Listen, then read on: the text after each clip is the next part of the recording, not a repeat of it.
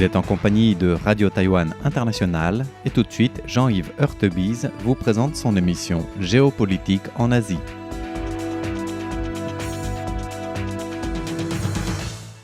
Bonjour pour ce nouveau podcast de notre émission Géopolitique en Asie. Nous allons revenir et conclure le dernier podcast sur la visite de Wang Yi à Ulaanbaatar mi-juin 2026 en développant la question de l'historique et des perspectives de la relation entre la Chine et la Mongolie. Nous avions tout d'abord placé le décor vis-à-vis de cette visite et du contenu diplomatique, on va dire phraséologique, idéologique de celle-ci, en mettant aussi en avant le lien économique entre les deux pays. Et effectivement, il y a bien une situation de suprématie économique qui guide les relations entre les deux pays à travers une relation commerciale basée sur la dépendance structurelle. On avait dit la dernière fois que cette dépendance était en fait d'une certaine manière la zone de confort de la relation internationale de la Chine avec un autre pays quand elle pouvait, à travers cette relation, à la fois évidemment donner à l'autre quelque chose, établir un avantage mutuel, mais aussi, on va dire, propager un bénéfice mutuel, mais aussi obtenir par là et à travers là un avantage asymétrique net sur l'autre. Donc, la Mongolie est certes un des rares pays à avoir un excédent commercial avec la Chine. Ça, c'est un point déjà à noter. En 2024, le déficit commercial de la Chine avec la Mongolie s'est élevé à 9,12 milliards de dollars. Pourquoi ? Évidemment, c'est lié au différentiel entre exportation et importation. Les exportations atteignaient 13,40. Les exportations donc de la Chine vers la Mongolie atteignaient 4,52 milliards de dollars, tandis que les importations s'élevaient à 13 milliards de dollars. Alors évidemment, on sait que ces importations sont liées principalement aux produits énergétiques. On va y revenir tout de suite. Donc, il y a d'un côté un excédent commercial, mais cet excédent commercial n'est pas forcément ce qui permet un avantage, ce qui va donner un avantage asymétrique de la Mongolie sur la Chine. Pourquoi ? Parce que cet excédent commercial que la Mongolie tire avec la Chine, il est en fait contrebalancé par la situation d'étra-indépendance économique de la Mongolie vis-à-vis de la Chine. Autrement dit, sans le commerce chinois, la Mongolie, l'économie mongole s'effondre. Et donc, si elle en tire quelque chose en termes de déficit, en termes de bénéfice commercial, c'est-à-dire déficit commercial du point de vue de la Chine, en même temps, c'est lié à, on va dire, une économie quasiment à sens unique. Donc, pour donner quelques chiffres, pour préciser cela, en 2022, 78% des exportations mongoles étaient destinées à la République populaire de Chine, qui fournissait 36% des importations mongoles. En 2025, la Chine représentait toujours la totalité du commerce total, la quasi-totalité du commerce total de la Mongolie, en absorbant environ 80 à 85% de ces exportations. C'est-à-dire 80 à 85% des exportations mongoles vers l'extérieur vont en Chine. Et en même temps, la Chine, ça fournit aussi 35 à 40% des importations de la Mongolie. C'est-à-dire que la Mongolie, 85% des exportations totales vont vers la Chine, 40% des importations totales proviennent de la Chine. Donc l'économie du pays, qui est partie d'une situation de quasi-sous-développement, se situe aussi depuis les années 2010 dans une situation de rattrapage économique et même de fort rattrapage. On en parle de miracle économique chinois. La Mongolie, évidemment, a commencé beaucoup plus tard, mais on peut dire qu'elle est dans une situation de croissance à 2 chiffres pendant une grande partie des années 2010. En tout cas, il y a eu un pic de croissance en 2011 avec 17% de croissance, plus de 12% en 2012 et 2013. Et la Mongolie, elle enregistre depuis les années 20 une croissance en fait plus forte que la Chine. 7,3% en 2023 pour la Mongolie contre 5,2% pour la Chine. ou encore 6,9% en 2025 contre 5% pour Pékin. Donc, on a une situation qui est la suivante, excédent commercial, mais dépendance totale dans cette relation commerciale, puisque c'est la Chine qui attire donc la majorité, 85%, et en même temps croissance économique. Donc, d'une certaine manière, il est vrai que la Mongolie a profité de sa situation de dépendance radicale à la Chine. Et en même temps, il faut aussi tenir ça en compte. Le pays, la Mongolie, essaye aussi de tracer sa propre voie économique et diplomatique, parce que aujourd'hui, la diversification est nécessaire.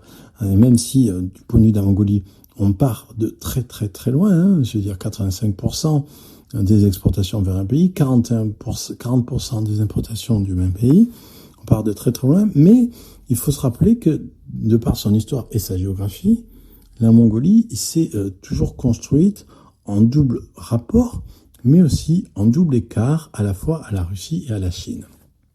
Donc, si petit rappel peut-être historique pour comprendre ce contexte, la relation de la Mongolie à la Chine est en fait si étroite et si pérenne que l'on peut pratiquement parler de coévolution, parfois symbiotique, parfois parasitaire, souvent conflictuelle, plus que simplement d'évolution de deux pays distincts, c'est-à-dire évoluant l'un indépendamment de l'autre. On a presque une forme de coévolution. L'histoire chinoise est indissociable, évidemment, des peuples proto-mongols qui l'ont bordé au nord-ouest et au nord-est, avant même les routes de la soie, ce qu'on appelle les routes de la steppe, ce que les archéologues appellent les routes de la steppe néolithique et chalcolithique, donc de l'âge du bronze, furent un axe majeur de transit populationnel et technologique.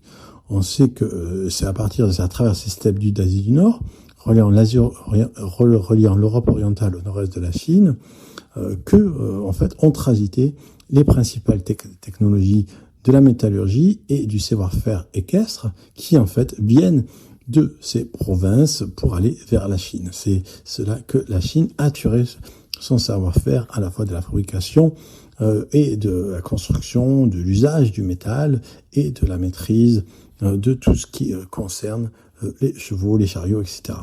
Donc on sait aussi que les Xiongnu, dont l'empire domina le nord asiatique et fit régner la terreur sur les confins Han, sont sans doute d'origine proto-mongole. Comme le sont certainement d'origine proto-mongole les Xianbei, des Qin de l'Ouest, des Tuohun, des Tuoba, des Wei du Nord, et sans doute aussi les Khitan de la dynastie Liao. Sans oublier évidemment les Mongols qui dominèrent la Chine sous la dynastie Yuan. L'autre voisin, donc on sait qu'à ce moment-là, la Mongolie, l'empire mongol a été pendant un peu moins d'un siècle un des plus grands empires au monde, allant de la Chine jusqu'à la Hongrie, et quand il s'est effondré, une partie de cet empire a été la dynastie Yuan, donc dynastie qui fait partie de l'histoire chinoise, mais qui n'était pas chinoise au sens où elle était dirigée par des Mongols, et notamment évidemment par Kubilai Khan. Donc l'autre voisin, l'autre peuple non-Han du nord de la Chine, donc les voisins des peuples mongols, ce sont les Turkènes, qui ont aussi dominé la Chine, qui ont aussi qui ont fait partie de l'histoire dynastique chinoise lors de la dynastie des Jin, entre 1115 et 1134, et évidemment la dynastie des Qing, dynastie mandchoue, de 1136 à 1912.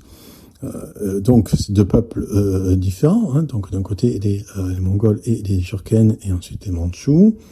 Et c'est justement, ça c'est aussi intéressant, avec la chute des Qin Mandchous, qui colonisèrent toutes ces régions non-Han du Tibet, du Xinjiang et de Taïwan au XVIIe siècle, avec la révolution de Qinghai en Chine en 1911, que la Mongolie accéda à l'indépendance politique d'un État moderne. C'est-à-dire, c'est grâce à la chute de l'Empire Qing que la Mongolie est devenue un État indépendant, un État moderne, avant évidemment que la chute de l'URSS lui permette de sortir du statut d'État satellite qu'elle a eu pendant longtemps, puisque De 1924 à 1992, la République populaire mongole faisait partie de cet empire de l'URSS.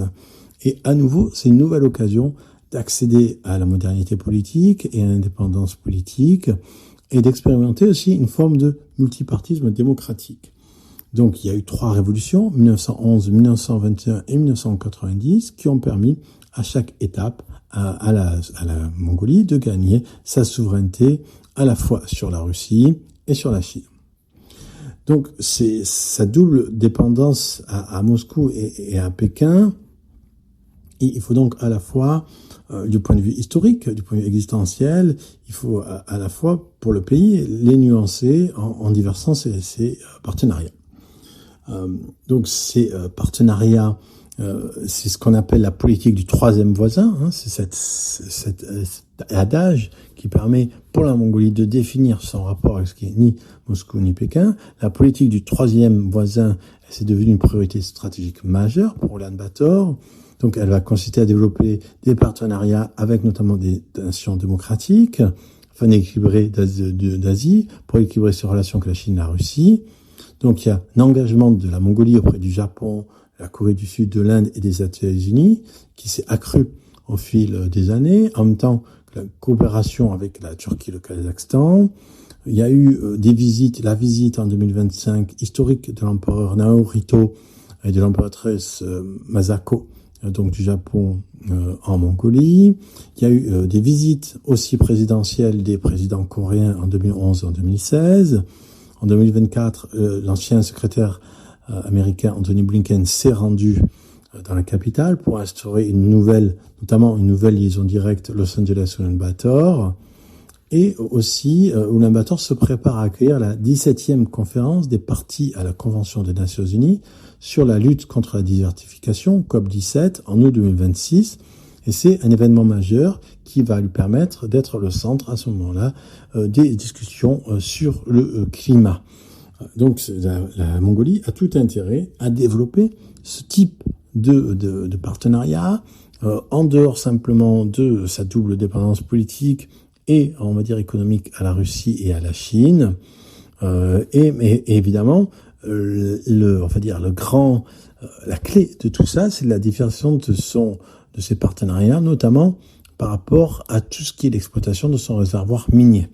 On sait que son réservoir minier est exceptionnel, ça fait partie il a les plus importants gisements de cuivre et de charbon encore non exploités au monde, et l'industrie minière représente plus de 80% des investissements directs étrangers et 90% des exportations nationales. Et pour l'instant, cela est capté en majorité par la Chine. Il y a un nouveau projet de loi qui va permettre aussi de redéfinir ces partenariats en changeant les règles d'investissement. C'était Jean-Yves Heurtebise dans son émission Géopolitique en Asie pour RTI.